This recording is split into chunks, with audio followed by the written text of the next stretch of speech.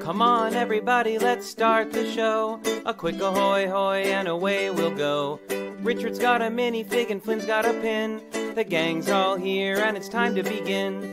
TrickyBricks roll call. Moto, Holly, Kara, and sometimes Blair, Clique, Logan, Ms. Thing and Angela, and Thunderman Ho! Now you're here to grab your bricks and let's go to the TrickyBricks Build and Chat Show!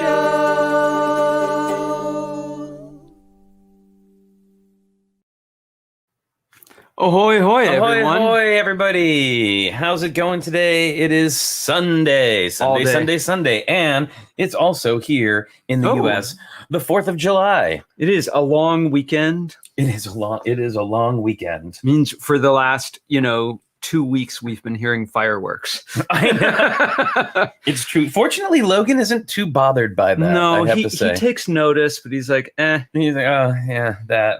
Oh, the fireworks. Yeah. He's already in the rare thunderstorm too, pretty much, right? Yeah, I don't remember him being bothered by the one time that we've had thunder since we've had him. Anyway, hope everybody's having a good long weekend so far. Those of you who are having a long weekend. We are. It's been projects and family and video games, comic book stores, and all sorts of things. I'm going to take off my glasses now. I just put these on now at the beginning so that people recognize it's me, and then I take them off, and then that's the end. But so what do you think, everyone in the chat? Do you think that Flynn would do better to get glasses that actually work rather than are merely decorative? I think new awesome frames with lenses that work would be awesome. Sure. Hey, Aubrey, good to see you. Glad to see people sliding in here. So while we're here, why don't we invite our panelists on for today? Our cast of irregulars. Yes, our special guest, I don't think has arrived yet, but we have our other special guests who are special in their own way. Everybody, please welcome to the stream, Moto. Hi, Moto. Hi. Moto. How's it going today? I'm special, just like you. You are. It's true. We're all special today. You might even say we're the special. Each of us. You could say that. I don't know how accurate it would be, but you could say that because the sort of like says that there's one. Yeah, but each of us, just in our own special. We're each special in our own special way. All right, moving Emmett swiftly along before we fall down this long rabbit hole. It's Kara. Kara's here. Hi, Kara. Hi, Kara. Hey, everyone. How's it going? Good to see you. How are you? Good. I am building my typewriter. Ooh, fun. Yay. Now you're going to need to be paying very close attention. So Yes. I won't, we won't be sorry if we see the side of your head most of today, just because I understand what that's like. If you're not paying attention, it can be a really tricky model to do. So I'm going to go very slowly. very cool. All right. And somebody else who looks like they're building, it's Holly. Hi, Holly. Ahoy, hoy. Hi, Holly. Ahoy, hoy. What are you building? I got bone demon going on.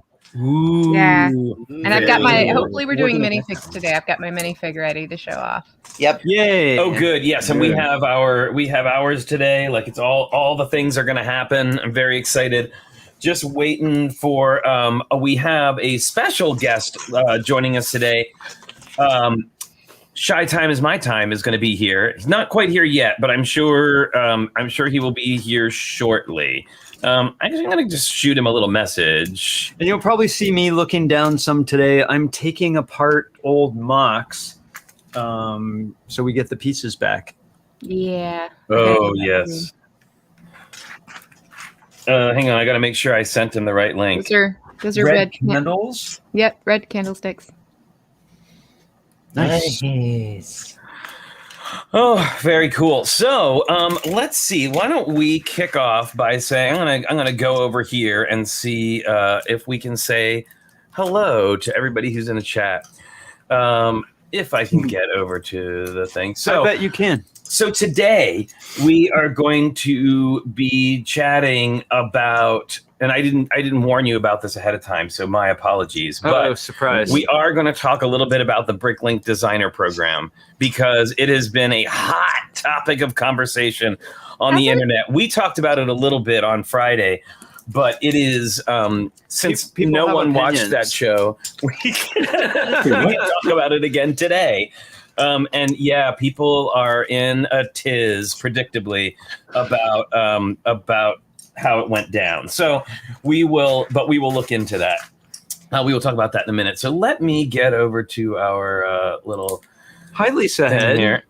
Hey, Lisa's here, PT and PT McEwen. McEwen is here too. I'm getting over there to the stream. I promise. We will see it in just a minute. Let's see. There we go. I started looking for things to take apart to sort today, and at first I was like, we don't have anything. And then I looked just a tiny bit deeper, and we have many time capsules full of things that we can Oh, take apart. yes, absolutely. Okay, so we have today who's here? Alexander 23. Apples is here from Europe. How's it going? Aubrey is here. I know shortly, but she's here. Good to see you. Beta Brick, a new name. Welcome, Beta Brick. Everybody give a big tricky lug welcome to Beta Brick in the chat. Ahoy, hoy. We've got Brickham's Den, Chris, Happy Colonial Traders Day Chalice. You know, Chris, really unnecessary, man. Unnecessary. Echo Bricks is here.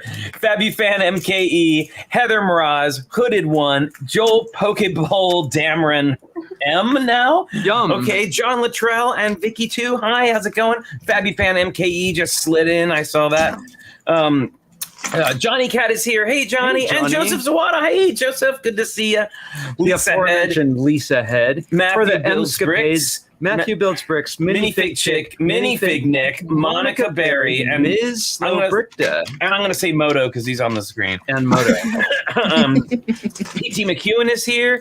We've got Pete W, Robin Eklund, Slug Biker, Spaceman Jonathan, the Brick Orphanage, the Plastic Architect. Hey, Claire, how's it going? Good to see you.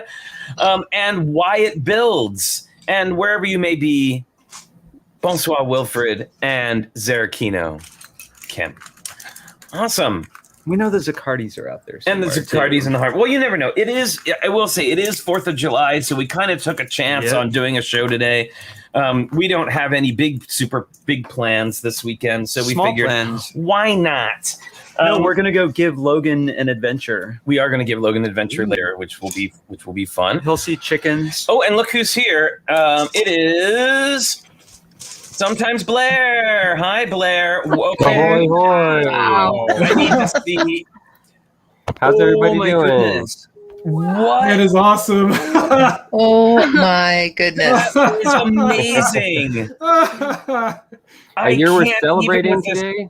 Are we celebrating July 4th when we put the rover on Mars, or when Alice in Wonderland was conceived? I'll go for all of those. I'll go for Alice driving the rover on Mars. Ooh, a little combo action. Oh. Wow, that is. I am so I'm not impressed right sure now. I'm seeing what I'm seeing. Your mustache is looking quite deluxe today. Thank you.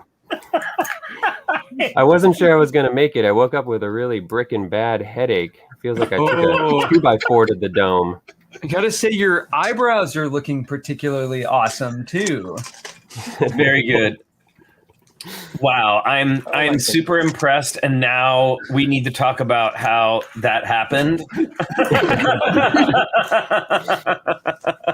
Very cool. Oh my goodness, Blair, that's amazing. We will definitely be talking more about that. I can't. Oh my god. You know, when Thunderman showed up, that was one thing. This is like a whole nother level. We've had Minimoto, we've had Thunderman, and now Brick Blair is I'm super into this. And I love your skills. It's the man upstairs. Pay no attention to the hands behind the curtain. The hand behind the curtain, exactly, Holly. Ah! Oh no! Oh no! Oh, We can Somebody give me rebuild a him. cross axle. That is amazing. All good. Oh my goodness. All right then. Well, I think I want to see Brick Blair do 3 thunderclaps. oh yes, 3 thunderclaps. Just amazing. Yeah, I think this is applause worthy, if I do say so. Thank you. I think we all owe a round of applause to Brick Blair. So while we are, I'm sorry everybody, I'm not quite sure where our guest is. I'm sure he will be here momentarily because we were just talking this morning. It is early on the West Coast.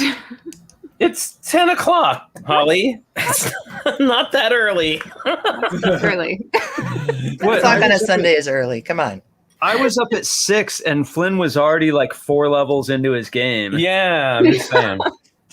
So let's go ahead and, well, first of all, did anybody get any new Lego sets this week besides Holly with her Bone Demon?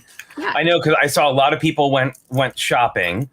So, oh yes, Minifig Chick got the typewriter. We saw from Moto's Moto. I'm going to start calling him TikTok star Moto, TikTok sensation Moto. Let's do a TikTok. Yeah, and so you got a bunch of stuff, Moto, right? Like I know everybody was running out on the 1st to get all the new stuff that came out. What were your finds this week, Moto?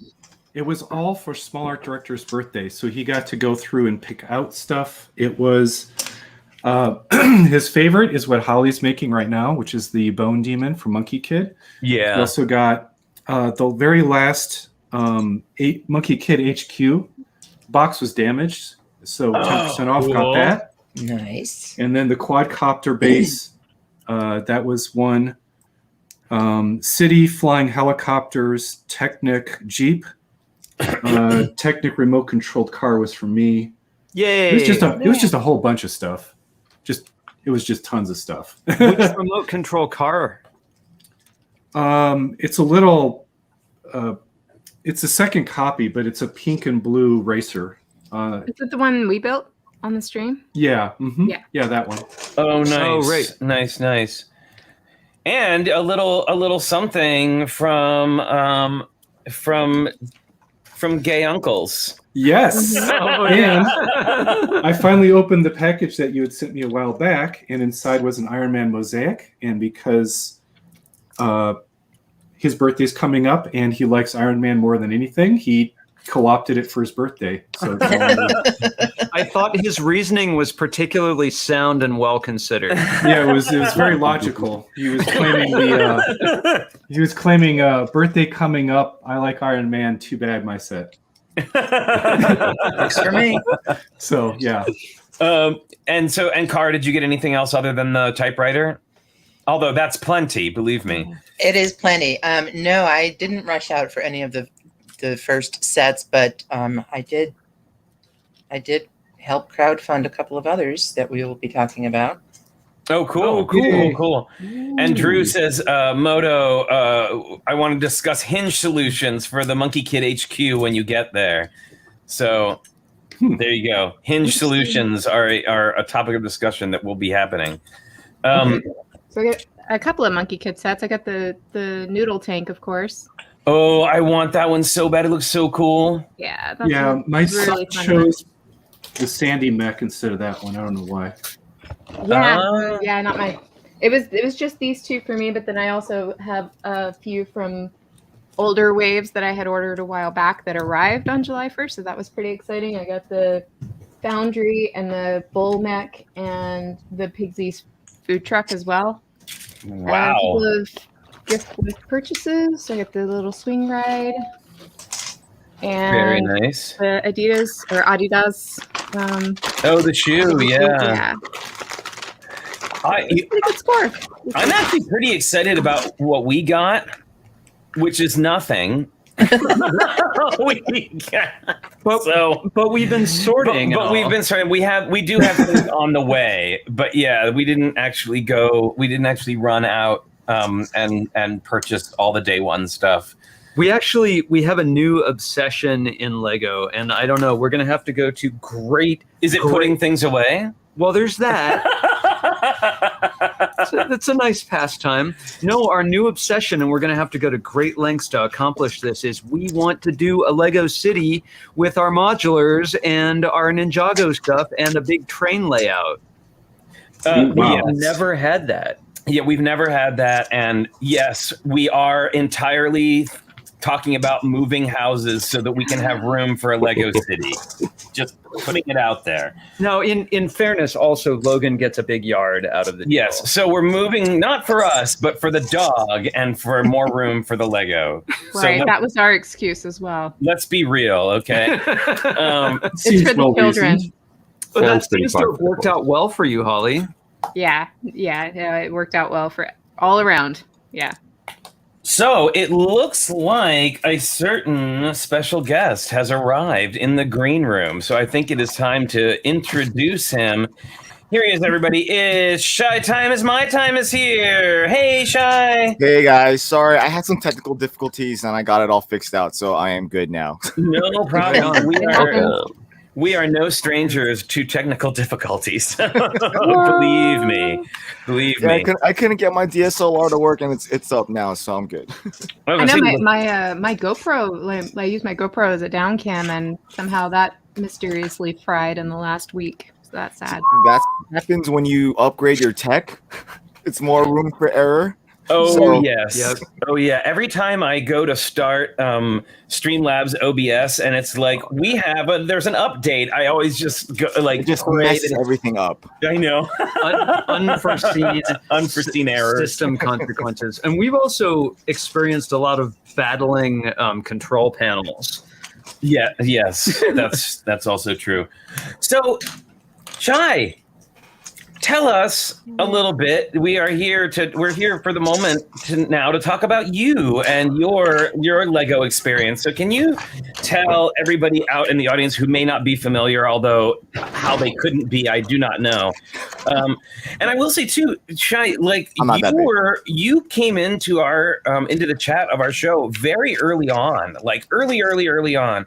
And I remember several people being very excited when you showed up in the chat. And like at that point, we were so brand new. I didn't know who you were, but I was excited because they were excited. It's okay. And now I've gotten to get to know you more. I got to do a guest spot on your show, which was really fun, and then discovered our sort of like secret unknown relationship prior to all of this, which we will talk about in a minute. But I suppose maybe we should. Yeah, but can you tell us a little bit about how you came into the hobby and how you started streaming?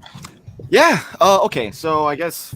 Well, I'm on the big screen. Yeah, it's all you, Surprise. baby. Oh, okay. Where to begin? Well, I mean, as a child, I was really, really into Lego, like most kids, or at least a lot of kids.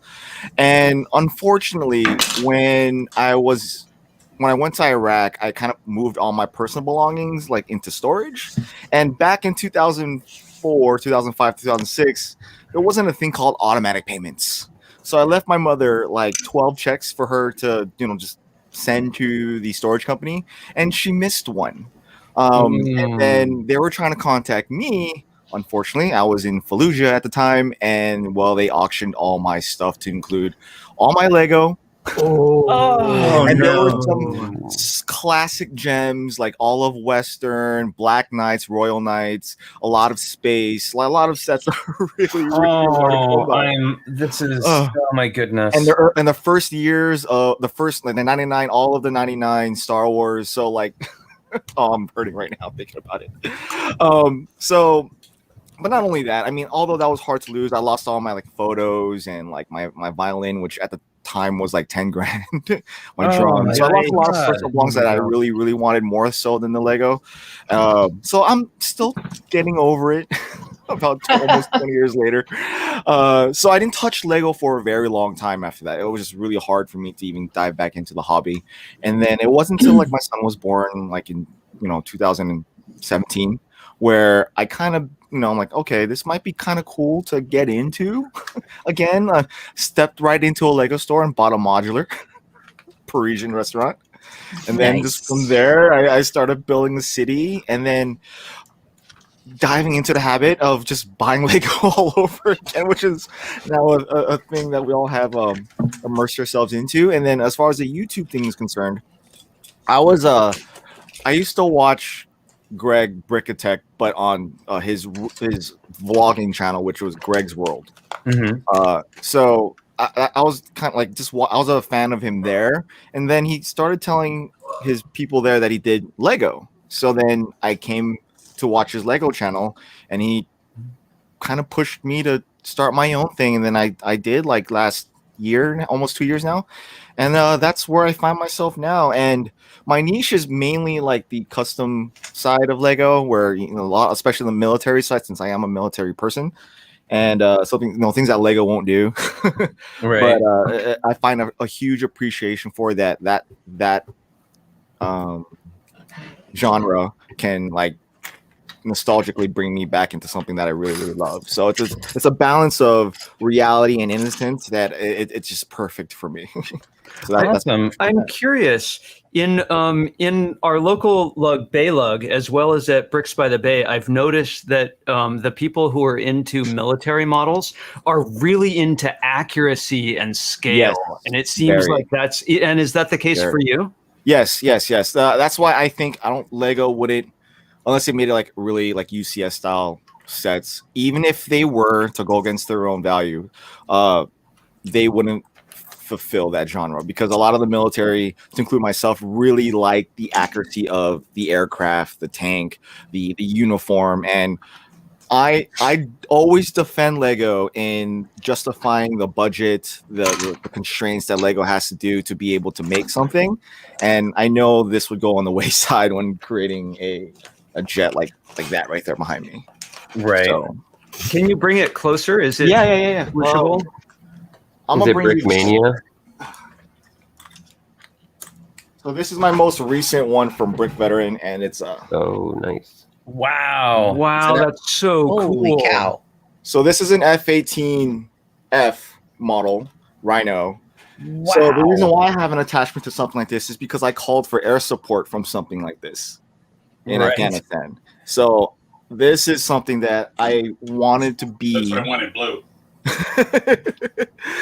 I wanted to be this. I wanted to be a fighter pilot as a kid. That was what I wanted to be, grow up and be when when your teacher asks what you want to do when you grow up. I wanted to be a Marine Corps fighter pilot.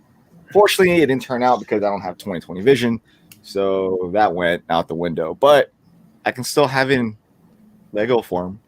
Yeah, right on. Did you work from plans? It's so detailed and so This realistic. is actually a custom set done by Brick Veteran.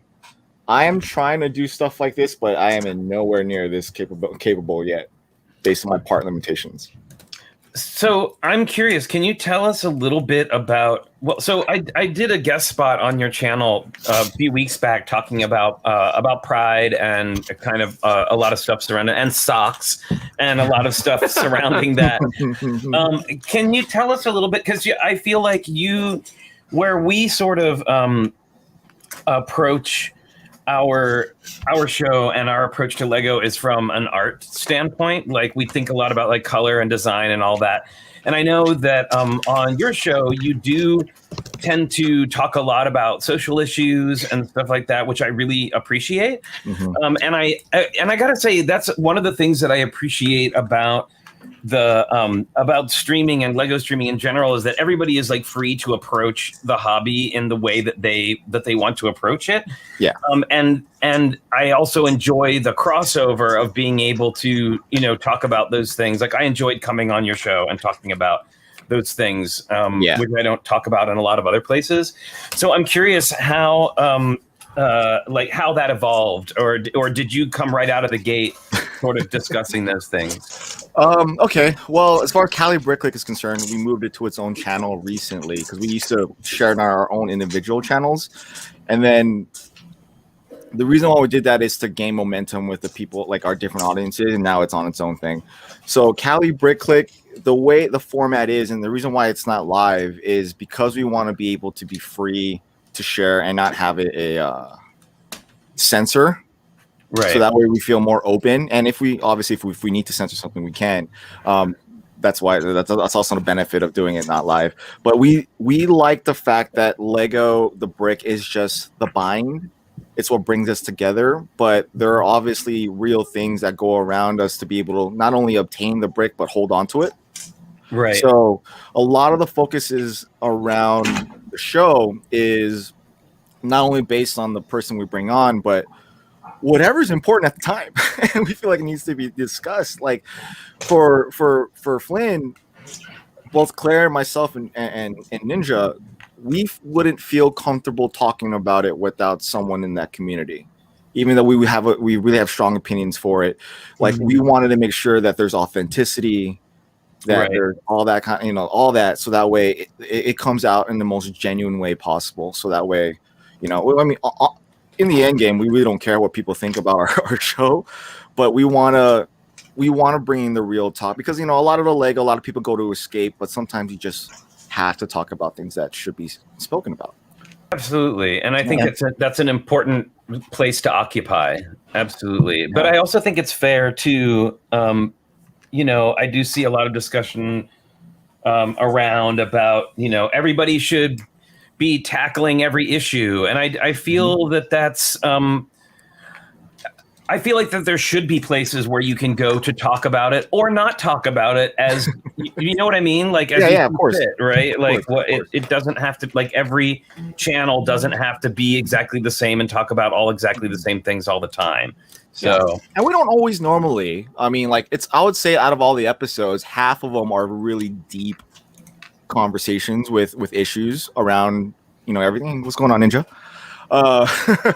And the other stuff is like, for example, we had Lando from the Brickmania's lead designer for their minifigures, and we didn't really talk about a deep issue, but we spoke about, whether or not you see Lego as a medium. Or it doesn't have to be conversations about social issues. We do a lot of Bricks. Last week we spoke Lego as a value. Like, do you find value in Lego? Like, what is value to you? Like, for me, a lot of people wouldn't buy Brickmania Brick Veteran sets because one, it's just way too expensive. But I see value in that. Like, I see nostalgia in that. And a lot of people wouldn't buy these sets because it's it's only 10 pieces. But it's Duplo. So like there's a lot of things where a lot of people in the fan community would find value in specific things, and we get criticized for this, and then appraised for that. When in the end game, it's like it's your money, and if you find value in it, if you appreciate it, you shouldn't be judged for it. So that was the end. I 100% agree, and actually. That's a great segue. Thank you for our kind of like one of our main topics for today, which is talking about the Bricklink designer program. There is it's burning up the internet right now, or the Lego internet anyway. People have opinions. Yeah, people have a lot of opinions, as always. But I gotta say, I do at times find the nonstop outrage exhausting. Like, it's exhausting. I think Blair agrees. Yes. So I'm curious. So the results have basically came to fruition within days, even though they gave, or actually within hours in some cases. And they gave like a 40-day, there was supposed to be like some 40-day period where all the voting was going to happen, and it all happened like that. So first thing I'd like to address, and I'd like to hear from each of you about this, is do you think that was like a gross miscalculation on Lego's part? Or do you feel like, oh, well, it was the first time ever doing it, and mistakes were bound to be made, or another opinion, or something else? So let's start. Let's just go around the circle. Shai, what do you think? I think it's a mixture of variables. I think Lego underestimated the fandom around the castle line, and then so that's one, and two, five. customers being able to purchase 5 at a time is scary. So yeah. Because who needs 5 of a set? Scalpers. Exactly. Scalpers, they're already trying At the to sell most, them for too. $600. Yeah. Need. Yeah. Yeah, I think that was a big mistake. Yeah, Big I think mistake. that was. But I'm curious to know though. Now that it's run by Lego, I do like the fact that the value, like the price point of it, was as low as it was. I did not expect it to be that cheap for these sets, and they were reasonably priced in comparison to last year's or the last A4 designer program. Because I was expecting the castle set to be like $250 or above that, based on what I was thinking about last year or last time around. And they were moderately priced well. So I think that was also a contributor to why people were buying more than one. Well, I definitely think the limit of 5, it should have really been 1 or 2. Like 5 is excessive. There's no reason for that. And they know from past experience that scalpers are a thing, and it feels like they played right into their hands. In that. What do you think, Cara? Absolutely, totally agree. I think, I agree that it was probably they just totally underestimated the spread. And then, allowing people to buy 5 sets. I mean, you can't even buy 5 sets in a store, right? You're limited to 2 or 3 at most, I think. So that was surprising to me that they would make such basically a rookie mistake when there have been so many in all kinds of fandoms in the last couple of years, so many releases where they're gone instantly because bots and scalpers buy them up to sell them on eBay. And like I said, people have already posted that castle for like up to like $800-900 on eBay. It's insane because they don't have it in hand. Right. Exactly. So Moto. Sorry, Cara, finish. Yeah. So I think it's both just totally underestimating and some stupid mistakes. Yeah. Moto, what do you think? That said, I'm glad that I got my sheriff safe, and I'm glad that I got the bird, flight thing. Those were the 2 that I wanted. The pursuit of flight or the bird? The pursuit of flight. Oh, okay. Okay, cool. Moto, what are your thoughts on this? I hadn't heard the story that there was a limit of 5. That's unfortunate. Yeah. I wouldn't have done that. But overall, it was kind of nice to see everything just kind of literally fly off the shelves virtually. I mean, to have that much outpouring rather than under support, I think is a good thing. Right. Because if it had gone the other way and these things were just sitting there languishing around, I think I'd be more bummed because the future looks bright for any non-IP sets that don't make it through ideas. I think this is the venue where they're going to get exposed and really have a shot. Sure. That's what you say about the possibility of them setting on the shelves. I have to wonder if Lego was concerned that they would undersell and so set the limit at 5, thinking, well, then we know they'll sell. Right. Yeah, I don't know. Yeah, maybe their calculations had to go into that, I'm sure, research and all that stuff. The only thing that really caught my eye was the Bionicle set. Well, allegedly Bionicle. There's no Bionicle in it. Bionicle set. It's Bionicle lore, but there's no Bionicle in it, which I That's thought what I thought. very I unusual. thought Bionicle fans would want to see real Bionicles in that set. So, what do you think, Brick Blair? I think that there's so many amazing ideas that fall through the cracks Put this on the big screen. Oh, yeah, just spotlight that guy, that guy. I think there's so many amazing sets that fall through the cracks with Lego ideas that it's really hopeful, showing the demand for those things, and that hopefully we'll see more amazing stuff get the chance to be produced in the future. This, current kerfuffle aside, I think it just shows that there is, a really wide demand for what's being produced in the fan community, and that hopefully we're taking steps towards nailing something down that really helps, allow these sets to become real things without going all the way through the 10,000 club and then getting rejected, because there's so many amazing ideas out there now that the rejections are piling up bigger than the sets could ever be produced. So I just think I think it's, you know, it's a sign of a future where maybe we'll have some more direct to consumer chances to own some people's amazing mocks. Yep. Well, so Holly, as somebody who has been deep into the program, what's your thoughts on all this? Yeah, it's interesting. So, yep, the limit of 5 was a huge mistake, and kind of shocking that they overlooked like how big of a problem that was going to be. I think, yeah, I mean, I think it still would have been the same. It would have been a lot of the same complaints. There just wouldn't have been that like most obvious one. You know what I mean? Like, I think they still would have done well, and they still would have sold out pretty quick.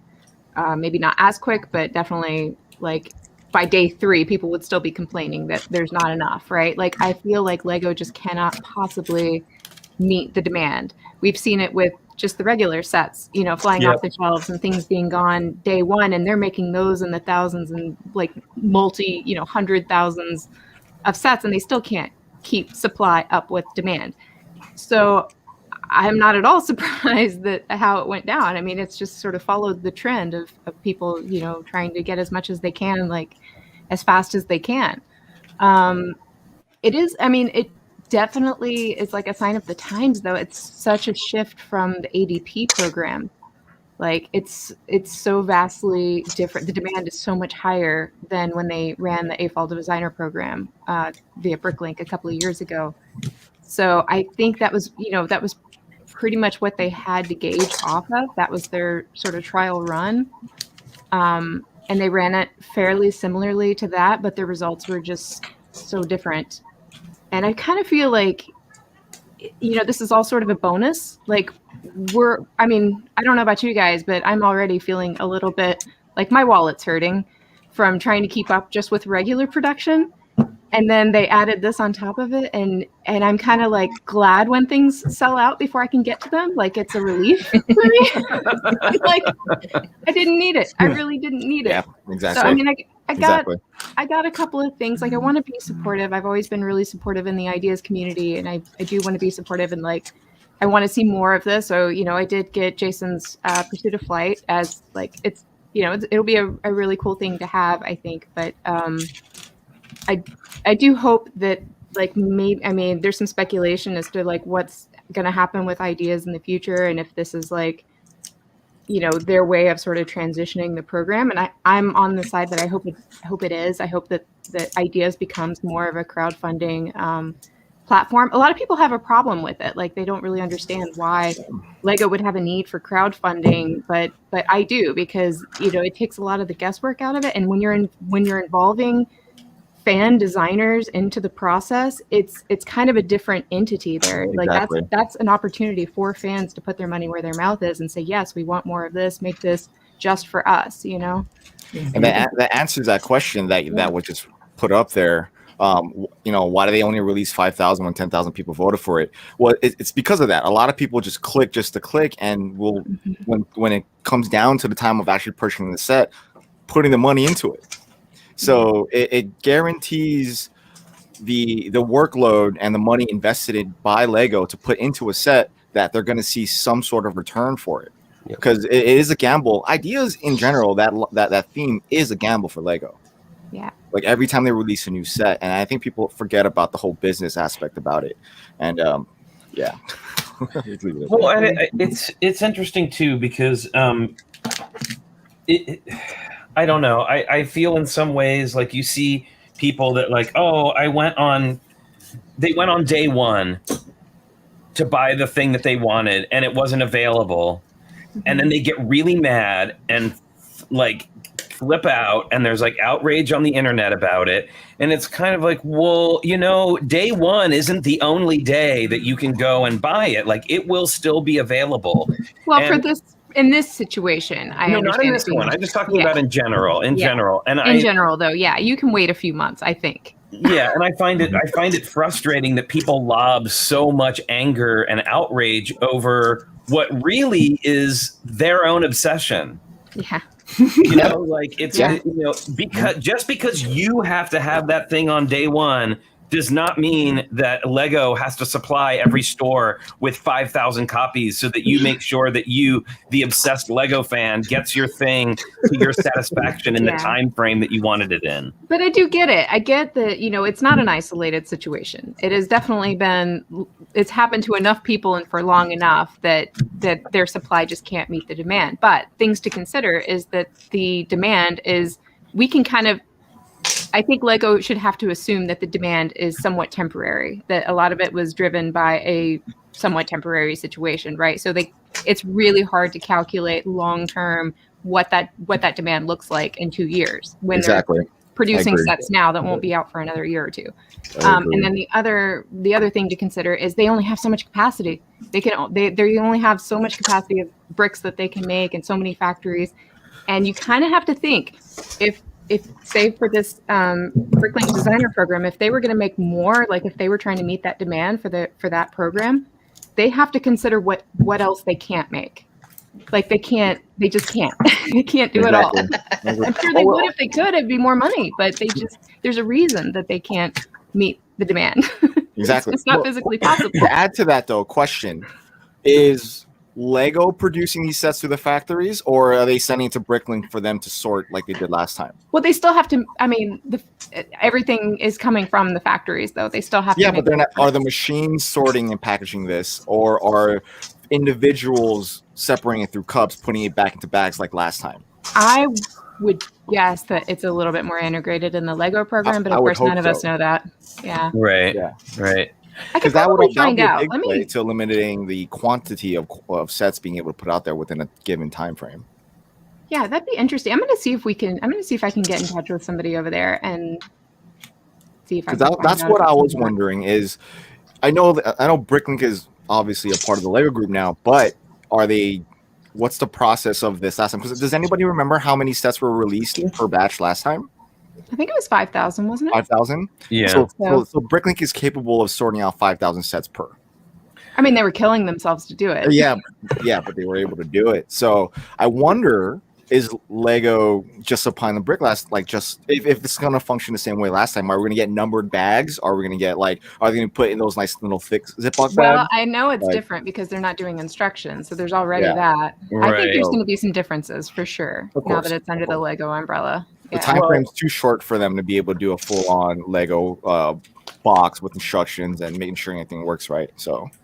Yeah. Well, while we are here, I think it may be time to take a pause that refreshes everybody. It is time for our very special guest. Please welcome to the show, Logan, because it's Logan cookie time.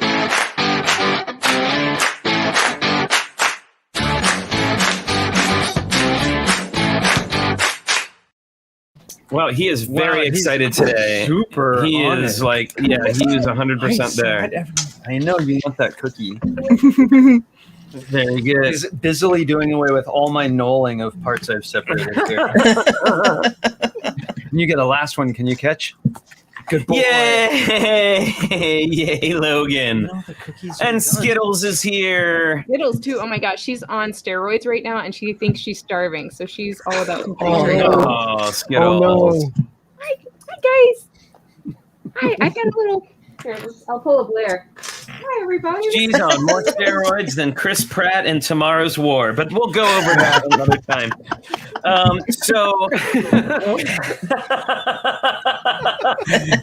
And Splishy and Splashy are here. Hello, Splishy Splashy. Good to see you. Looks like Blair's having a cookie make that too. dentist appointment. It's better. Very good. And that was Logan Cookie Time.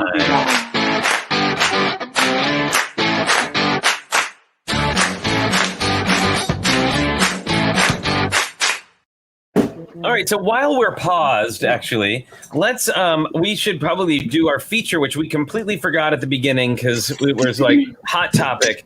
And that is pins, everybody. Let's see if we've got our pins today. Minifigs or pens? Can we choose? What? Can we choose between minifigs or pens? Yes. Sure, why not? I mean, we're gonna do both, but you. Oh, are we? Okay. You do what you feel is best for you. All right, so Cara, what have you got for us today? All right, it's not a Disney pin, but it's made by Disney fans, and I was so excited to find this because Disney has not actually made any pins. Whoa, is that Ariel's sisters? Wow. No, it's the Three Mermaids from Peter Pan. Oh, it's the Three Mermaids from Peter Pan. Okay, very good. And that is a huge pin. It is That enormous. Like It's not really a pin. Oh, it's not a pin. It's just a thing. Oh, wow. I can't even, Giant. that would have to have like 4 spikes on the back of it to hold it on if it were a pin. It like only one has of 2. Maud's sisters. Oh my goodness, that is big. Well, All right, I love Holly, did you pick something? I pulled one, but now I don't know where it is because my table is full of brick. So Okay. it's about lost Brick in the Blair? jumble somewhere. Brick Blair, do you have something? Has something been placed in your hand? This is like a pin. I don't know. We were talking about sets that people got this last week, and I didn't really get any sets, but I did get my latest Bricks and Pieces order, which is what helped me build me. Nice. I got a bunch of stuff out of the new Harry Potter sets. So we got some of the light flesh bricks out of those new Nice. Harry Potter buildable minifigures. So don't Very complain nice. that they never gave you anything, white people, because look, now you can build yourself. And I got this cool little diamond piece in that. And now I'm going to go look for my minifigure. All right, that sounds good. All right, Moto. Yeah. It's one of the pins that you sent me. Yay. Oh, very nice. Pop Mickey. Yeah, I think we can pretty much assume at this point that if Moto has a Lego pin, a Disney pin, it's the one that we sent him. Of course. Yes, absolutely. All right, very nice. Shai, you got something for us? No, I was looking all over this morning looking for a specific Lego pin that I've had for a very long time, and I could not find it. And all my other pins are sealed in a case. Oh, but now do you collect? Now, Fancy. being SoCal person, are you a Disney person or no?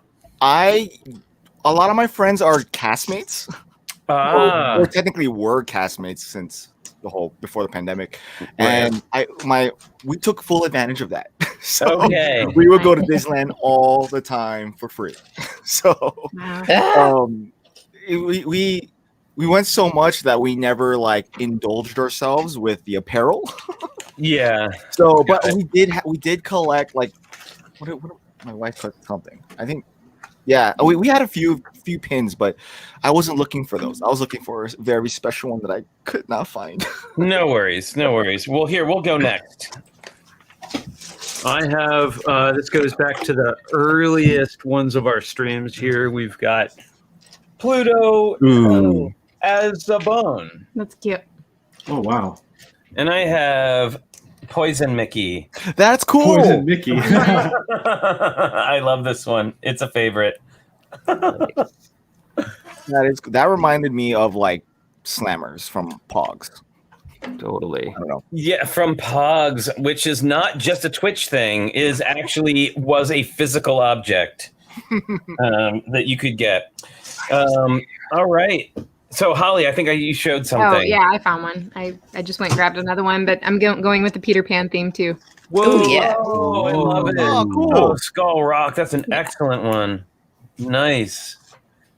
Yeah, So you that's one kind of of my covered the favorites. Skull theme and the Peter Pan theme all in one Yeah, that pen. worked. That worked out. Nicely done. I don't even Nice. remember what the one I had picked out was, but disappeared. So whatever. All right, so heading back into the deep dark pit of the Bricklink designer program subject. That's a nice intro there, right? Makes me want to talk about that. I'm excited about it though. I think I'm with Moto that overall I'm very excited for the future of future possibilities there. Sure. I do hope that they eventually go that they are able to support IPs. I know that there's a lot of moving parts once you involve the third party there, but I mean it's crowdfunding. If they can't get the licensing worked out, then it doesn't get funded and it doesn't happen. That's the worst case, right? It's not any worse than letting down the 10,000 people that supported something and then it not getting made anyway, right?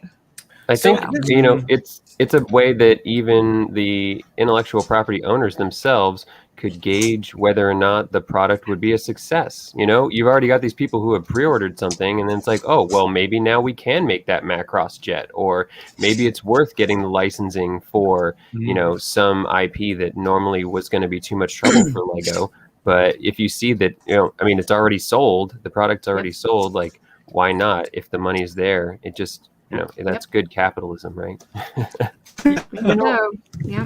I know there's so much there with, you know, with scalpers buying and, you know, whether there were missed opportunities or not. But in the end, I look at it as an opportunity for us to see some really cool sets and own some really cool sets that we wouldn't have we wouldn't have had access to otherwise.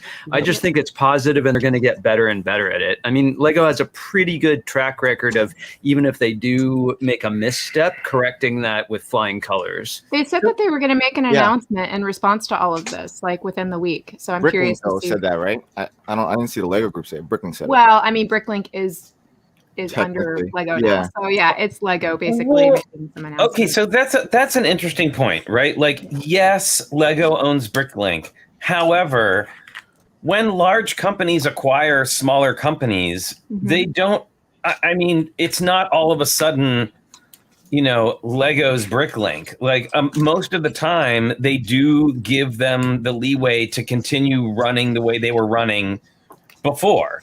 So, like, I mean, I'm sure there is some oversight, but largely, you know, this is like the Bricklink arm of Lego, right? Yeah, and I think Bricklink has some catching up to do. Like, what they do fairly well, but I feel like they've always been a little bit behind and sort of, you know what I mean? Like, for better or worse, I don't really get the feeling that Lego is micromanaging them too much. Right. You know, like, they still kind of have their own website, and the website hasn't, you know, really made vast improvements, and no one's regulating the price of different items. Yeah, and well, you know, but they still have their own team, like, running the Bricklink Studio program, and yeah, it is kind of interesting. It'll be interesting. It's obviously, whatever happens there, it's going to be a pretty slow progression. Yeah. It almost feels like Lego is the executive producer, and they show up on set and they go, you know, maybe a little more this way. Yeah. And then they leave. Yeah, they obviously have to sign off on things, or, you know, I'm sure there's a lot of calculating. That was going on even with the ADP program. There was a lot of collaboration going on between Bricklink and Lego, which I think is what led to Bricklink being bought out by Lego. They were like, hey, we're already micromanaging. Let's just yeah, bring them on over. So there was a Hooded One made an interesting point that I wanted to talk about too. Is there were, like, regional limits on things, and I really don't understand. And I know there's I don't know what goes on behind the scenes. None of us do. So, like, I don't know that we can really speak to this, like, from an educated point of view, but it does seem very odd that it was, like, available in some places but not available in other places, and a limit on it in some places, but then they're gonna put a limit on how many they can sell in X country, but they're gonna go ahead and let people buy 5 of them. That makes me believe that Bricklink is the one sorting and making these sets, because they would have to send out X number amounts to other countries. Yeah, possible. Good point. Because if it was done by Lego in any of the factories, that's another thing that I'm sure they're not dedicating factory time to build these sets. So that when that came out, that made me believe that, okay, Bricklink's doing this. Right. Yeah, and they would, and yeah. So if that's the case, yeah. So if Lego already has a limited capacity for brick that they can make, then yeah, Bricklink is a really small operation. They're going to be hugely limited in what they can put together, package, and all of that. Yeah, that totally makes sense then. Well, and I know. So this kind of also leads to another subject that's been knocking around the land for a little while, and that is the whole concept of exclusivity and the concept of a limited edition stuff. Because really, I mean, like, in a way, everything is limited, right? Like, they're only going to make X amount. I mean, unless you're talking about, like, city sets or whatever. Well, I mean, how the- limited is Ninjago? Don't they just make a bunch more if they run out? Well, sure, but it's not that way for everything. And Yeah. you know, when you're talking about like the gift with purchases, when you're talking about when they were doing the regional exclusives, and then everybody had a tiz, and then they were like, okay, we'll sell them everywhere, please, you know. And then there was, you know, and now this with the limit of 5,000.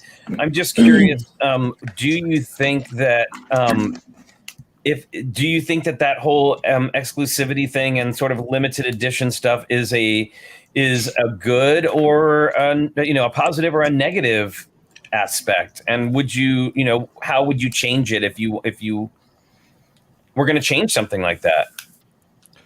I think the problem with Lego fandom, as opposed to other types of hobbies, is that we're so connected online that if something comes out in China, we will immediately see it here in the US, or they'll see it in Europe like within a second of release. Whereas you would see regional exclusives for other small brands, especially in fashion, you're not going to see that until like months out, and it's already too late and kind of over it. So I think having exclusives makes it special. If you don't have exclusives or gift for purchase or things like that, then it doesn't make it special. So what's the point of calling it that? If they don't want to have exclusives, then be away with it and make it an actual set. Well, what would it do to the San Diego Comic-Con exclusives if they then afterwards said, you know what, we're going to make 200,000 more. You like them so much. Yeah. How would that break the system? It takes away the like how much those sets are special.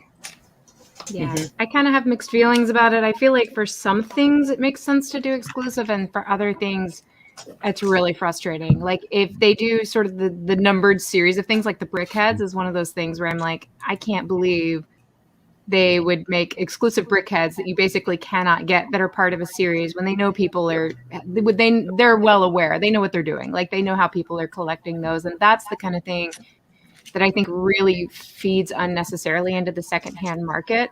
Like the only way to get that one character of a Brickhead is via San Diego Comic-Con. You're basically never going to get it. I think anything that can be considered a bonus, like these kinds of things, these little gift with purchases, like, if you're a sneakerhead or something and you're really after that, that's going to be a fun little scavenger hunt for you that is not going to break the bank. Like that's the kind of fun, like a lot of those gift with purchases, I appreciate the exclusivity, at least to some degree, that it's that scavenger hunt aspect of it. But then there's some things that are like Shai was saying with the San Diego Comic-Con figures, like I ended up finally getting a couple of those, and now they're really special to me just because they're so hard to get. Like that's the fun of it. But then some things are like, I'm never going to get that one figure to complete my collectible minifig series, and that breaks my heart. As a one-of-a-kind Lego figure myself, I wanted to just note that I think part of the issue is that unlike other fandoms and other toy collecting groups, you don't have just the same issues of like, oh no, they made this one thing for San Diego Comic-Con and now I can't get it because it's $5,000 on the aftermarket. The issue is that with Lego and completionism, we work from an array of elements, and that's kind of like our library in our palette for it as a medium. And so if something is exclusive, whether it's a character, which is particularly problematic, or whether it's an element that maybe came in one Brickhead or something like that, the issue comes down to now if I need to use something from that to build another creation, my completionism is hindered by exclusivity.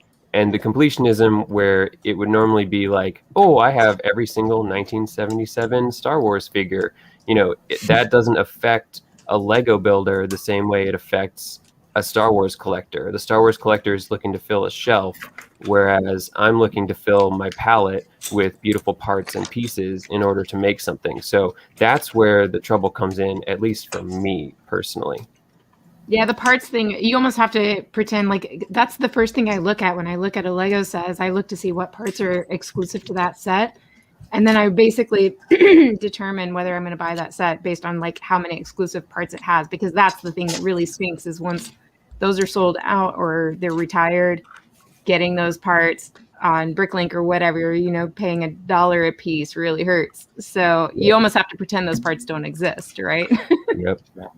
I mean, one easy solution could be like what they do with pops, where they have an exclusive pop per, you know, line of collections that the character's released twice, but the special one is kind of different in a little slight way. So let's say with a Comic-Con set, you can release it to the public, but have different packaging, make sure it doesn't say Comic-Con exclusive, don't have the plaque that's in the set, but still be able to build the set, because a lot of people just want to build the set. They've done a lot of that, actually. Yeah. Lego already kind of does that to some degree. Before with like the Santa Fe train. Was that the same concept? What was that? Didn't they do that with like the Santa Fe train? I don't remember. But I know they did it a long time. I know they've done like maybe once or twice. Where they've done it with figures. They've done like San Diego Comic-Con exclusive figures initially, and then they've come out later with like a different variation of the figures, either in a set or whatever. More of that. I think that will satisfy so much issues. If you're able to give the general public these sets or the minifigure in a slightly different way, so that way it still keeps the exclusive fig or set exclusive and different, but still give a chance for everybody else to get something similar, not the same, similar. Well, that's a great idea. So, sorry, I think that's a great idea because it reaches out to multiple kinds of collecting. Right. Exactly. And I mean, you know, and comic books have been doing that for years with variant covers. And also, like, I know like Pokemon cards have like special variant cards. Like that's something that maybe they would consider. But I also think, though, that it comes back to what Holly was saying earlier is, if they can't keep the regular sets on the shelves because it like demand is outdoing supply, how are they possibly going to then additionally make extra Comic-Con sets and extra figures and variant this and variant that? Like, you just have to be patient. That's the thing, is like they've done that in the past, but you don't see it right away. Like everybody gets all bent out of shape when the San Diego Comic-Con releases come out because they're like, oh, now that's the only way to get it and I'll never get it. And then like a year later, they come out with a set that has some variation of that figure, you know, and then everyone's like, yeah, finally. And then they get all excited about it. Like I think they know what they're doing. Like I can't imagine that they're not doing that somewhat intentionally, you know. But you have to be patient, and sometimes they don't. Sometimes they don't release any other variation of that, and then if you snooze, you lose, and then it goes up so much in value within a year that forget it. You're never getting it.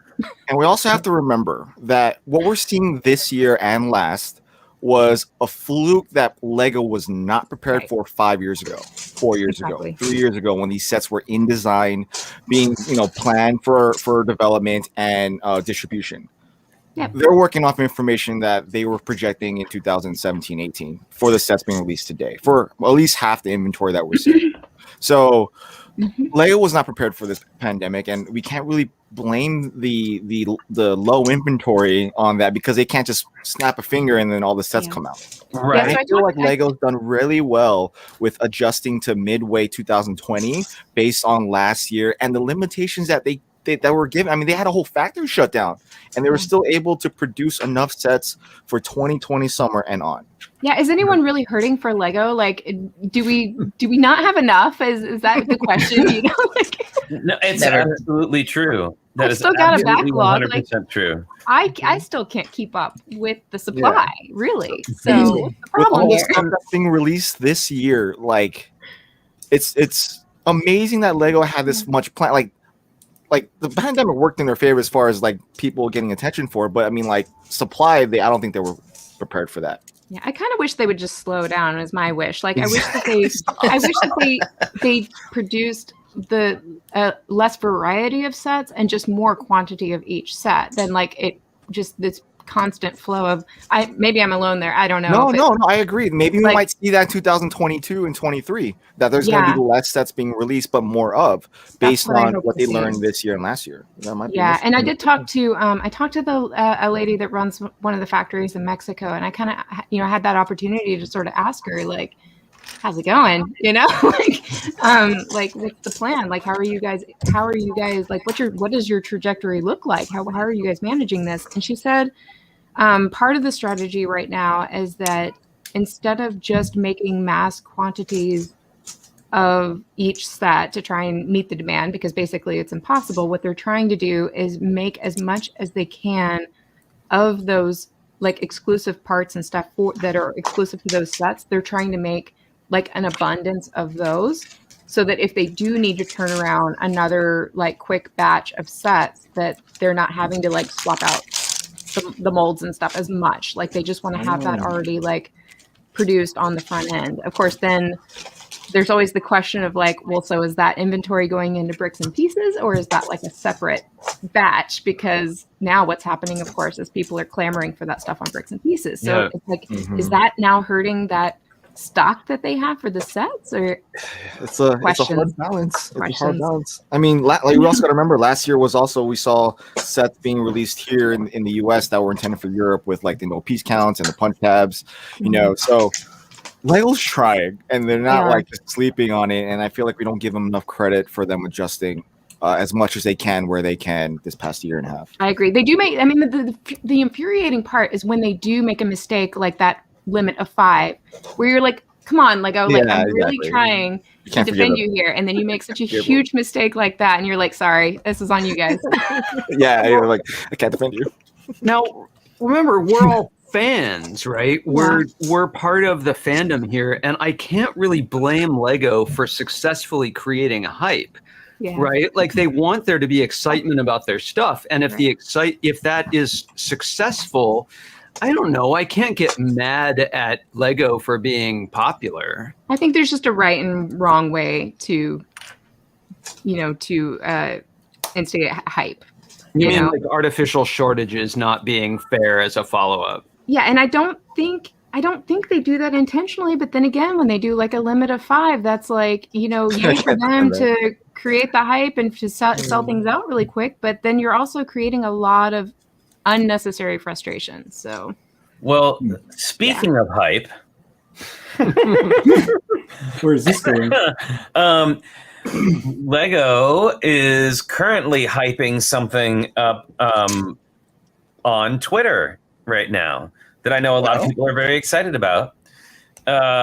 Maybe not me personally, but this appeared on Lego's Twitter account this week. It's car. Oh no. It's a pretty good portrait. There's no mistake what this is. Yeah. Right? Yeah. But so I'm curious, is this, and you know, this is also tied into Lego ideas because this is a Lego ideas set. So what's everybody's thoughts? Personally, I have never seen even one episode of the show. So this is not something that I'm going to be knocking the doors down for, and like, you know, not really one that I need necessarily. But just curious, where's everybody else at on this particular set? Zero. Yeah, I don't need it. I mean, the show was funny in its time, but it had problems, as all shows do in their time. Right. And honestly, if you're gonna make a TV set, I'd rather see something like, you know, I Love Lucy. Golden Girls. Golden Girls. I want The Office still. I'm sorry. You do or don't? I want The Office still. I know. I would be. I have to admit, I would be into the Office one, and I liked the Central Perk set. I thought was great, but I do. I wonder. I'm just like in the comparison between of like, let's say Friends and Seinfeld here. I'm curious if the clamoring for the sets is going to be as big for this one as it was for Friends, and mostly because I'm not in touch with this show or like its fans, so I don't really know. I mean, I don't think so. I feel like it's they're trying to captivate on that hype like they saw with Friends, which was at a time when I was working for Lego, and it was ridiculous. on how hard that was to keep on the shelves. I like Joel's comment here. This is a set about nothing. It's true though. I agree. Well, that worked out well for that show. Yeah. Now I'm curious whether. Now we don't know because I don't think any of us work at a Lego store, but I'm curious to know how the new Friends set is doing in comparison to the original one, and whether it's got the same level of popularity. I always see it on shelves, so it doesn't feel like it. I think the price point is a big one. Yeah, it is. Price point is a huge factor. Yeah. The last one was relatively decent in price point.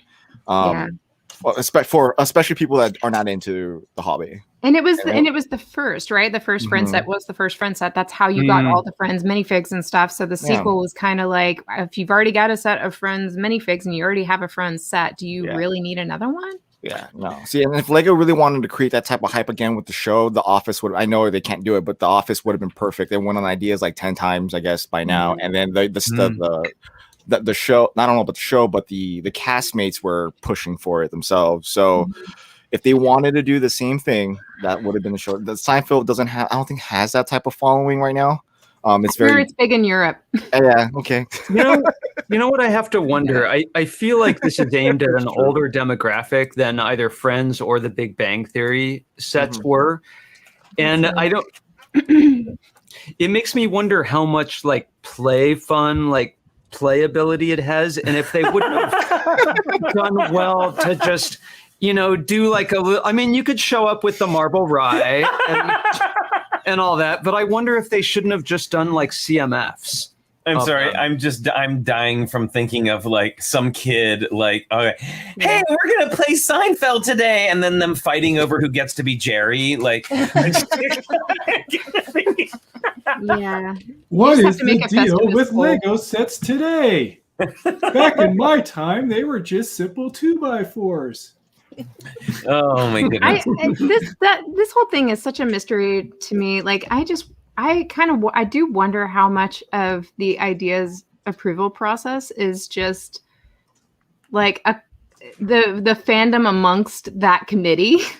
Like, because it's such a mixed bag, isn't it? Of like, I start to get an idea of like, okay, I think I know who these people are and like what they're watching on TV and sort of what they're into based on the stuff that gets approved. Like, I mean, maybe not. Maybe I'm sure a lot more factors into it of how they think things are going to sell and market trends and stuff. But I do feel like some of that approval process is just a couple of guys sitting at a table being like, oh yeah, Seinfeld, I like Seinfeld. Well, I mean, so yes, and also too, like, but we saw that happen with Stranger Things. Because I think that if there weren't Lego employees like Justin actively pushing for that to happen, that may not have happened. Maybe, but I happen to know that there were Lego employees pushing hard for Coraline, and that didn't happen. So maybe it's just a factor, and obviously not the deciding factor, Well, and then of course then that brings us back to the subject of IP and rights and like all like what is available and like what that's going to cost, right? Like because IP is expensive. The budget and market trends too. Yep. Because Stranger Things was popular. There was already Stranger Things that and Stranger Things this. Like that, it made sense. Like it slid right into that aisle, But there is also the factor with, especially with Stranger Things, where that was pretty dark for Lego. Yeah. That was like a people were surprised. Well, and again, not to like beat the Coraline thing to death, but I was campaigning for that when Stranger Things was announced, and it was really refreshing for me because everybody kept poo-pooing on Coraline, saying, "Oh, it's too dark. It's too dark. Lego would never make it." I'm like, it's based on a kid's book. Like it's really not that dark. Like adults are more freaked out by it than kids are. And then they did Stranger Things, and I was like, okay, let me hear the argument now. Yeah. Well, people who are afraid of the dark shouldn't read fairy tales.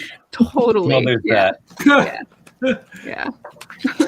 All right, so Or maybe you should. My point is, scary stuff for kids goes back a long way. so I want to just for funsies. I just want to know if you were on the decision-making panel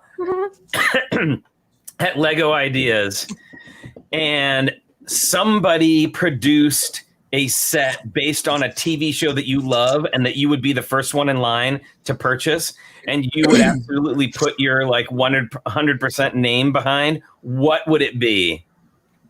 Star Trek. Ah, solid choice. Yay! Solid choice. Anybody else? Fresh Prince. I'd buy that. Fresh Prince. Nice. Who That wouldn't would want be, that would be so colorful. That would I be know. awesome. Yeah. That would be extremely colorful. I never Very, watched very it. colorful. Sorry. What'd you say? Oh, that's I a never great watched show. Fresh Prince. No, but it was very colorful. There was a lot of it. It was, I mean, that was like colorful fashion, you know, Yeah. 101. Yeah. Mhm. Blair, what do you think, Brick Blair? I mean, Star Trek is a really good choice. I've always been kind of sad to see that some of the other brick-built toy brands got the license for that. Mhm. I don't know. For a while, when we watched the new She-Ra, I was really excited. I was like, "Oh my gosh, She-Ra would be amazing with mini dolls." And then it took me a while to remember. Oh wait, Mattel owns Yep. that. Yep, that's not Right. easy. With He-Man, so that's Mega Bloks territory. Gosh, I mean, I would love to see Macross actually happen. It's made it to the 10,000 club, I think, at least once. But again, there's so many things with intellectual properties, especially foreign ones, that make it difficult. That's one though where there's been a big legal battle that actually might open up the chance for Lego to produce it. Maybe next time somebody submits one. This is purely fantasy. This is just like if you could get anything. Yo, here's mine. Yay, Drew This Dershall. is 100% one that I Oh, would. yeah, there we go. Oh yeah. Steven Universe. I would be all over a Steven Universe set in a hot second, and I would push for that so hard and put my 100% check mark. Actually, Put the yeah, that crew would along. probably be my Rose choice. Quartz is a big fig. Yes, I want a big fig rose quartz. Absolutely. Big rose quartz, and the set should be the temple with the house on the beach. Yes. With the there hand wasn't and all that. I believe there was an Oh, yeah. idea set of that at one point. There have been Um, at least 2 submissions, I've I seen a think, couple, but none of yeah. them have made it like all the way. What do you think, Moto? What would you put your Moto stamp of approval on? So this is going to be unusual. I would expect nothing less. I'm going to put you on the big screen for this unusual. But purely just to get a set made, I would say Ghost in the Shell or Appleseed. I Oh would yeah. buy that. Yep. I would buy Appleseed if they could do, or I'm just thinking of any of just the design choices of Ghost in the Shell Yeah. or Appleseed. I could think of like a million awesome sets that would come out of that. I've never even heard of Appleseed. Okay, I have one. Appleseed is nuts. It's amazing. It's another Masamune Shiro property and another cyberpunk future dystopia kind of thing. Yeah. I mean, just get the character alone for Now this yeah. may be Yeah. this may be, It would be and nuts. this is not because I want to see like minifigures of us and people we know in an official Lego set, but I think the set of Lego Masters is a missed opportunity.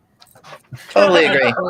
I'd buy that too. All right, so I have mine. I think I could probably come up with something better if I thought about it long enough, but I think, and there's probably, I would not doubt there's already been an idea submission, but I haven't looked for it. I would say the Jetsons would be amazing. Yay, Jetsons would be cool to Jetsons. kind of as a sort of a bookend for the Flintstones set. Flintstones. I Yeah, would Hanna-Barbera totally buy all that. the way. That would be great design. Those would be great figures. A little like Rosie Robot. Oh, yeah, Jetsons.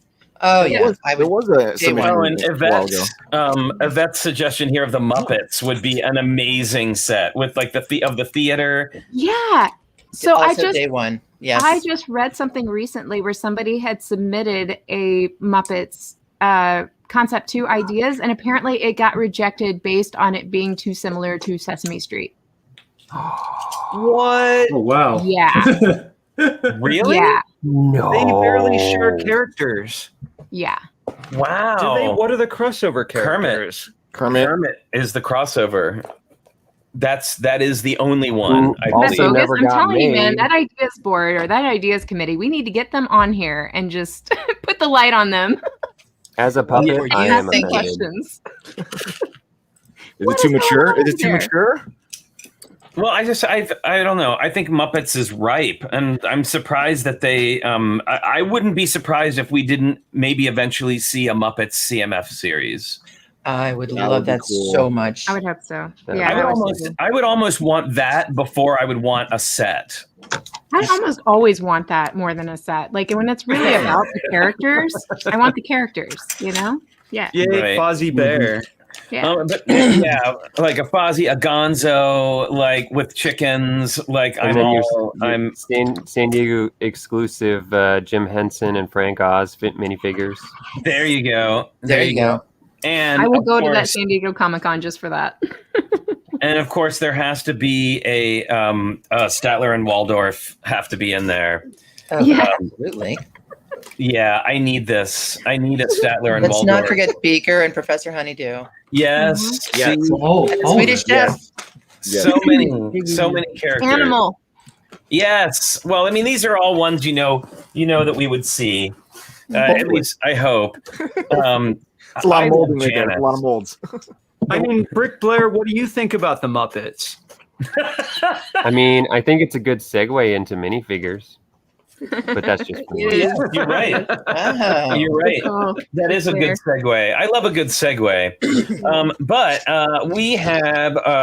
we are going to be doing minifigure show and tell now. Everybody's going to be showing a favorite minifig that they have in their collection. And let's see what we got. Imagine an amazing graphic flying across the screen right Yes. now. Minifig sharing. Who wants to go first? Me.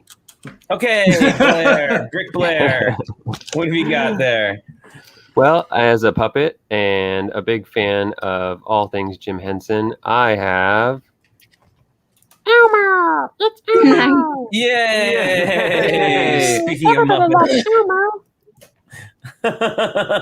Very cool. While your And hands this is have the lots one. of flex This is the power. one that I customized. This is where I added the arms. Hold on, I got double mirror issue here, but it's the arms from the Angry Bird set.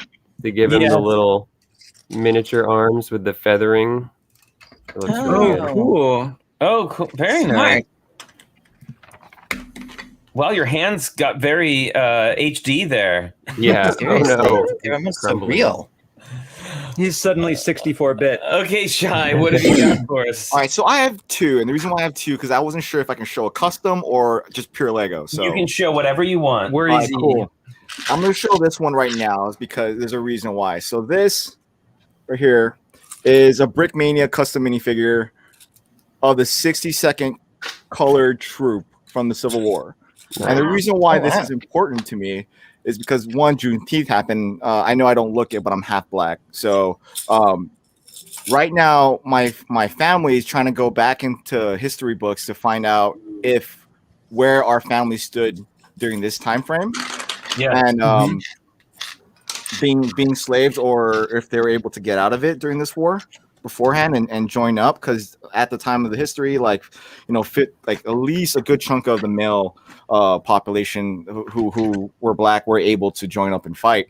And I gave this minifigure.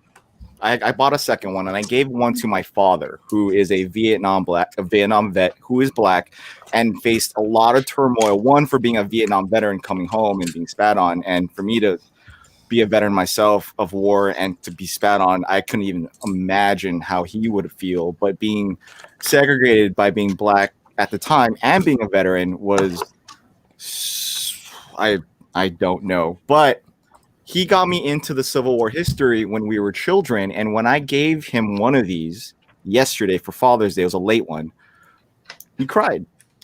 Oh, Because What a thoughtful gift. we don't, my father and I don't share war stories. And there's a reason why. And he never tells me anything that he has done. And I understand that now, being a veteran myself. The only time he shares things with me is when I show a certain. Oh, I'm gonna get emotional when I come out with something that's troubling myself with due to my own experiences. So we have this Civil War connection because this is a time when it was very innocent for us, kind of learning about this history.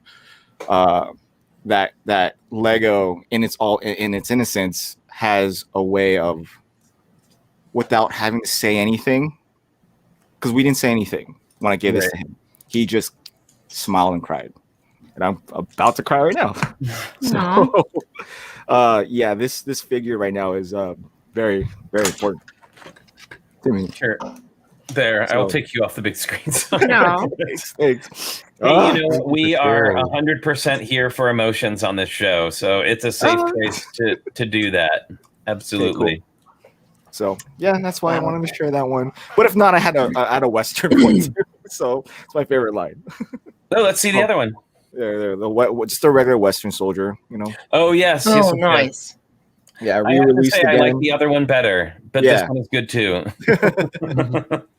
Awesome. All right, Holly. All right. Just pulled this one out of a bag, and she's pretty amazing. Oh yes.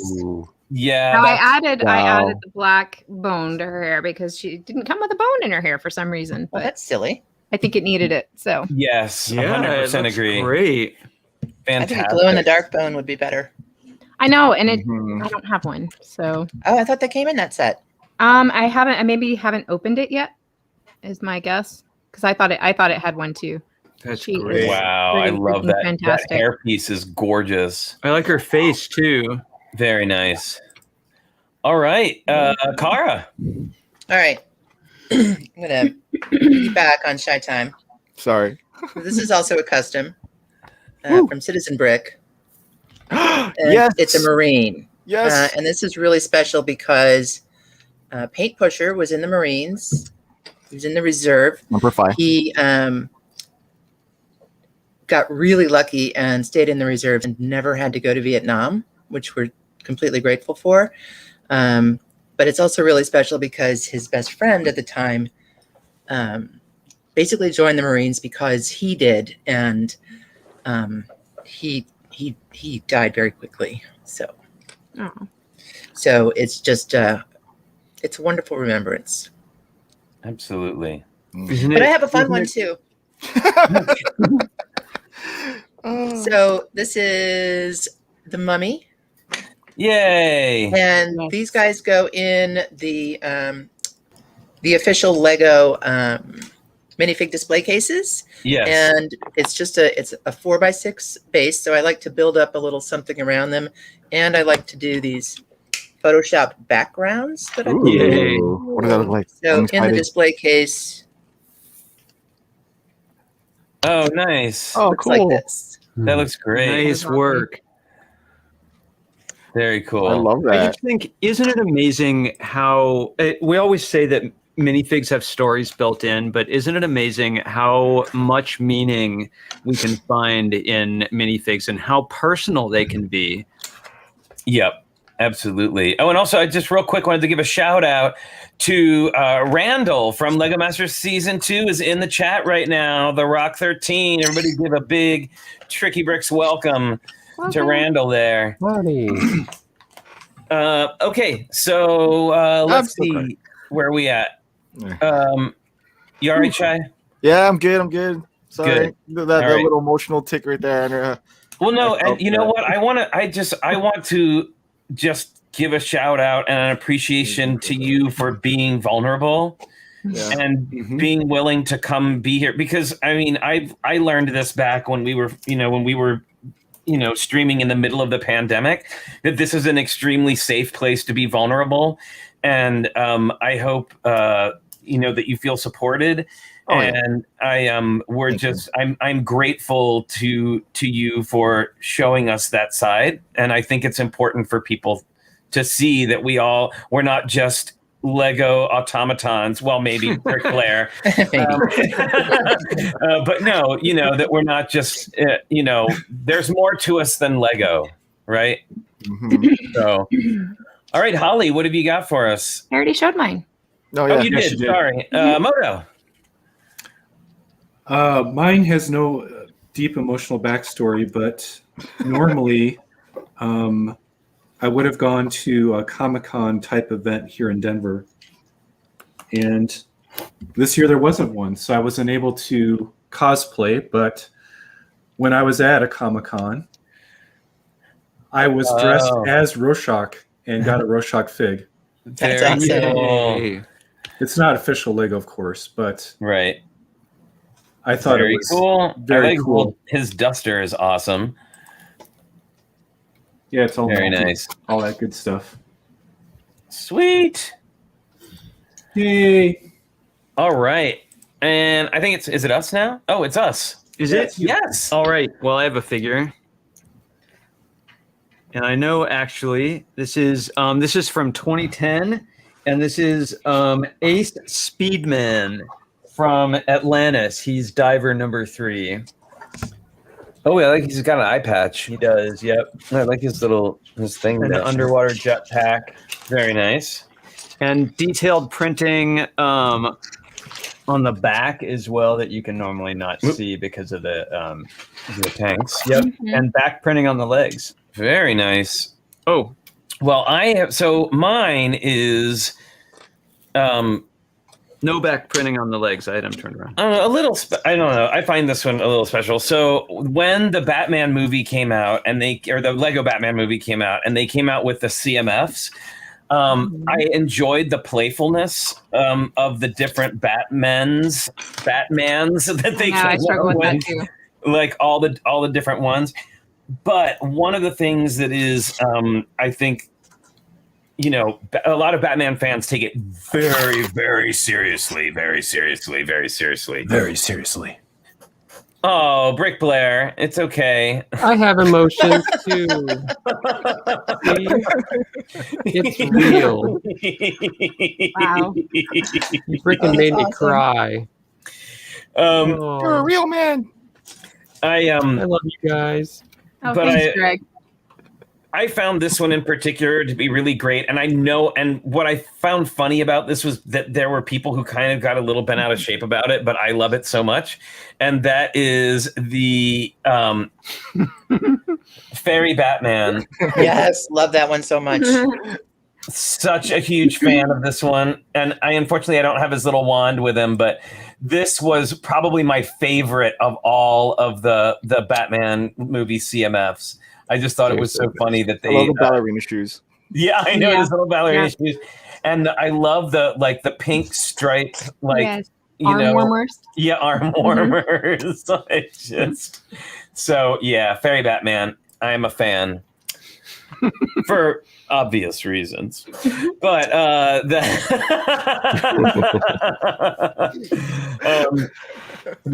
good ones. It's got the good wings on it. Exactly. Sleeping Collectibles. Hello, Sleeping Collectibles. A new name we haven't seen in the chat before. Welcome. Thank you for joining us today. Awesome. That was Minifig Show and Tell. That was Minifig Show and Tell. One day we'll have a little thing. I think it's for going to it. stick. Minifig Show and Tell. So before we go, because Have we're getting Batmans to get us through a lot of episodes. yes. So I am curious if you were able. Now this is slightly different from picking the show that you would do. If you could pick a CMF line, what would be your fantasy CMF line if they made it? We've already covered man. Muppets. Muppets. So that one's off the table. But if you had to come up with another one, a CMF line that would be not only, I'm going to make it even more difficult, not only your own personal choice, but one that would actually sell. Oh, that crap. makes it Well, hard. that changes my Star answer. Trek. No, you don't have to take that into consideration. I got That's too one. much. Car's just going to Star go Star Trek. Yep. Star Trek again. Yes. Now, would it be Star Trek original series Yeah, or which one? That's the trick. Pan series? I want. No, there's going to have to be series. several series because we need all of them. I want Uhura and Janeway in the same scene. We got to have Yes. all of them. Yes, and I want that. I really hope they would do like the green alien lady from original Star Trek, and also I want like 1940s gangster Spock and Kirk. Let's not We have forget to wear the Data. stocking cap. Yeah, where Cute. where Spock has to wear the stocking cap to cover up his ears so that Joan Collins doesn't recognize him as an alien. See, there's easily 10 CMF series here, just in Star Trek alone. Sure. What do you think, Shai? I want like legendary musicians. Oh, that would be nice. You know, I think Lego wouldn't because there could be some controversy with a lot of them, but like, believe me, that would be impossible. Impossible. yeah, it would happen. Oh yeah, But how amazing would that be? Would be amazing. Yeah, it would be. Yeah, exactly. Yeah, Impossible doesn't. I'm not worried about Impossible. I think that's a great idea, and I would love to see it. What, you I mean, like Yellow Submarine Prince? happened, so I guess anything's possible. That's I guess true. so. We do. What'd you say? We have the Beatles, so it can be It's done. true. They've already kind of started down that path. So absolutely. I want Prince in a purple tux. Oh yes, I need yes. a minifig. You can get them in a Absolutely. custom. I have one. Oh, very good, very good. What do you think, Holly? Well, Leica figures, of course. Absolutely. Oh yes, I need like the entire cast of Paranorman. I want a Snatcher. I want a Norman. I want a Neil. I want one of those zombie, like the zombie judge. Big Fig I need a Susan. Kubo and a Beetle and a Coraline, of course, and a Mr. Bobinski and a Susan. Wow, you kind of and- thought it out already. Yeah, I need them all. I need them all. She's already got it figured out how she'll feel the bags and know which one's which. Yep. Yep. Norman's hairpiece. It's going to be pretty obvious. So what do you think, Brick Blair? What would you like to see? Well, I mean, there's some stuff where intellectual property could be an issue. Like at first I thought, like icons of 80s and 90s cartoons, but then I started thinking, and maybe if it was all just under one headline, like what about icons of Capcom video games? Or even now that they work with Nintendo, just like an icons of Nintendo video games line. Those would both be really cool. That's a great one. And then That's a that way great they don't one. all need to have like a set to be in, because we're getting a Sonic set and we've got Mario sets. But like if you could just get the Legend of Zelda main characters, then you could go build your own Hyrule Castle, and it doesn't have to be produced. Absolutely. Love that. Absolutely. Yep. That's why I was saying when it's really all about the characters, like give us more CMFs and then you can just build what you want. And I feel like there's definitely a lot less room for complaint when CMFs come out. Like it's like you're either into it or you're not. Like, okay, that's an easy pass, no big deal. And you're not really missing out on, but like couple of specialty accessories or parts or something that you can usually Bricklink, and it's not like a big loss. But yeah, I think there's a lot more potential to be explored with CMFs. They probably already have like a decade's worth in the works, Yeah. Oh, Drew, yeah, of I am course. 100% there. Fabuland CMF would be amazing.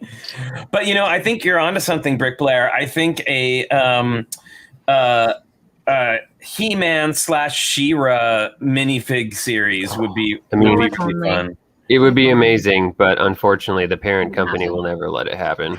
Right, but we're not worried about what they think. Well, this is our fantasy. We can. You mean when Lego buys Mattel? I mean, that would be amazing. Ooh, We Barbie series. we can have our own fantasy. There you go. Okay, God, I just imagined like a Bionicle style Barbie, and it was horrifying. Well, didn't we already have that with what was the Scala Return. Skullville and Scala? Yeah, kind of. But I mean, I was like literally imagining like a Barbie head on like a Bionicle body, and it was terrifying. Blair Barbie is buildable now figures. online, like desperately searching Barbie heads. now I know this goes back into the exclusive, the dangerous territory of exclusives, and it could just never happen. But I Salador. would love to see a Lego House exclusive CMF series of Lego designers. Ooh, fun. Oh, that would be Great idea. I love that. Oh no, Scalador, no, Yeah. no. Barbionicle. Oh Barbionicle. no, you're killing me. I think Scalador though has the most terrifying idea there. Glinching Scala. Glinching Scala. Oh no. Glinching Scala. Keep your eyes peeled for 2022 cons. Scalador. Well, Jake's out of it should be on that any minute now. Yeah, exactly. I'm still waiting to get that terrifying baby sent to me so I can do something even more terrifying about it. Bellonicle would be Barbill? Yeah, Bellonicles would be terrifying. Barbill. I already did Bellonicle. I actually did true, that. You did. Yeah. It's true. Well, everybody, thank you. So we've now descended into madness. So kind of our base. An appropriate time to go. But thanks everybody so much for coming and joining us today. This has been a really fun and interesting conversation about many different subjects, but I'm really glad that we kind of dove into people's feelings on the collectibles, you know, the exclusivity market, the whole Bricklink thing. It's been such a it's been interesting to hear all the different thoughts and ideas behind that. So, you know, something I really appreciated about today is that we talked about controversial Lego topics, and none of us got outraged. We'll have to do better. I was on the inside. I was highly outraged on the inside. Yeah, I was going to say I'll be checking Twitter in a few minutes after we're done to see if anybody goes on to express their outrage. Oh, my dad says bye. Bye, Dad. Hi, Dad. Bye and bye. Aloha. Very good. Another veteran. Oh, Holly. Wow. Are you kidding me? Is that trans blue chains? Yeah. Yep. Ooh, whoa. Very nice. I've got lots of orange ones. Oh my goodness. Very nice. Time to go to Bricks and Pieces coming up next. 2 of them. Shopping them up. Oh, that'd make beautiful jewelry. That would make nice jewelry. Right? So thank you to all our panelists, Holly, Kara, Moto, and Brick Blair. Brick Blair's premiere was a huge hit. Yeah. Love it. And an extra special thank you to our special guest today, ShyTimeisMyTime. Go follow him on all of the social medias. Where can we find you, Shai? Well, you can find me on all the social medias at ShyTimeisMyTime as my actual channel. But definitely, if you want more deep conversations, check out Cali Brick Clique that I host with the Plastic Architect or Claire and Ninja with the Bricks. He won't let me say his real name, but you can definitely find us there. It's a good time. And if you don't want to watch a YouTube channel, you could listen to it on anywhere you can find podcasts. That's awesome. And I did put links. Everybody's links are in the description. I did, Shai, though, I will add in your personal channel because I put the Cali Brick Clique channel in. That's fine, either way. And your Instagram. Mm-hmm. But those are places where you can you'll be able to find everybody who's on the panel today. Although I think Brick Blair needs his own Instagram, but that's a whole. I was thinking maybe a TikTok. Maybe Moto can show me what's up. With the kids and the TikToks. I'm telling you, Blair, the Brick Blair on TikTok is gonna be huge. Explosion. Make our own channel called BrickTok. BrickTok. BrickTok, yeah, that'd be a great account. And all you could do is just do duets where you just react to people, and all it is just a little bit of motion. It's like. Oh my goodness. Well, we didn't tell anybody how we originally met, which Richard was curious about. Oh, that's right. That's right. So I forgot to tell that story before we go. Your whole adventure life that I knew nothing about. You were there too, Richard. There. No, I don't know. You were there. You were there. You were there. You were there. When we were, but before we go, how I knew Shai but didn't know Shai was Shai at the time was when we were on Lego Masters, we would go to the Lego store. Oh, no, of course. In LA. And Shai was the manager there at that time. That was my store. And recognized Mel and Boone when we went in immediately. And because, he's clued in to everything Lego, he knew exactly what we were doing there. Like there was no secret. No, although none of us could talk about it, we found like creative ways to discuss why we were there. But that expression of being in the know was awesome. Yeah, that was really, really fun. And and I'm so glad you did, Shai, convinced me to pick up the Ninjago City docks while I was there before it went completely out of production, and I missed it entirely. So thank you for that. You're welcome. It's also your fault for not talking him into buying Apocalypseburg. Technically, I wanted to say he had time to get Apocalypseburg at the time. Yeah, right. Well, and at that point, and still, as much as I love Apocalypseburg, it doesn't speak to me the way that Ninjago City in general speaks to me. So I am giving you a hard when time. I worked for Lego, I was the one an AFL should not talk to. Because I will convince you to buy something you weren't planning. all right, everybody. Well, and there was the story. Holly. I saved the best for last. There we That was go. a nice little rabbit hole. Yes, exactly. Those were such fun trips. Those were fun trips. Well, thank you so much, everybody. And we will be back on Wednesday with a new show. I will be on Tuesday on Twitch, which is like my regular thing on the Raid Train. So I will be there from 3 p.m. to 5 p.m. Pacific Standard Time, putting together. I think I'm probably going to spread Ninjago City Gardens into my Twitch stream. So I'll be probably working on that a little bit Otherwise, this week. we'll still be building it in 2023. Exactly. So thanks, everybody, for a great show. Thank you to everybody in the audience for coming and hanging out with us on this 4th of July. I hope that everybody has a great rest of your holiday, a great rest of your day, and we will see you next time. And until we do, make sure you stay safe, stay healthy, wash your hands, wear that mask when and where, and if you still need to, get that vaccine as soon as you can, and we'll see you next time. Bye, everyone. Happy Bye. building.